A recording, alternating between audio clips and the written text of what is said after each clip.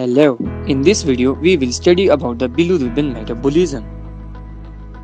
The bilirubin metabolism begins with the red blood cells which have a lifespan of approximately 120 days, and after they complete their life cycle, they are destroyed in organs like spleen and the liver, which contain numerous macrophages.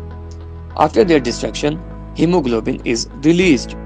The hemoglobin is then split into the heme component and the globin component. The globin is further converted into amino acids and utilized in the body.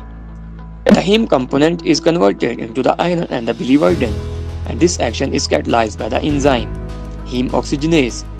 In the next step, the biliverdin is converted into the yellow compound bilirubin, and this action is catalyzed by the enzyme biliverdin reductase.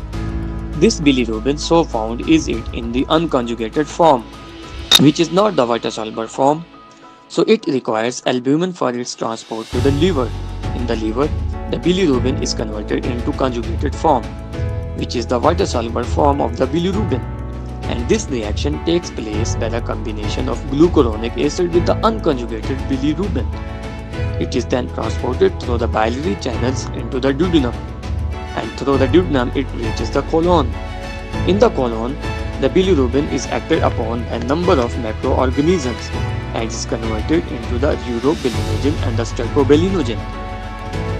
Majority of these compounds are excreted into the feces in the form of stercobilin, which imparts color to the feces. But 10 to 15% of these compounds are reabsorbed into the blood, and some part of that reaches the liver, and this is known as the enterohepatic circulation. A few percent of the reabsorbed compounds reach the kidney, and they are excreted in the urine in the form of urobilin.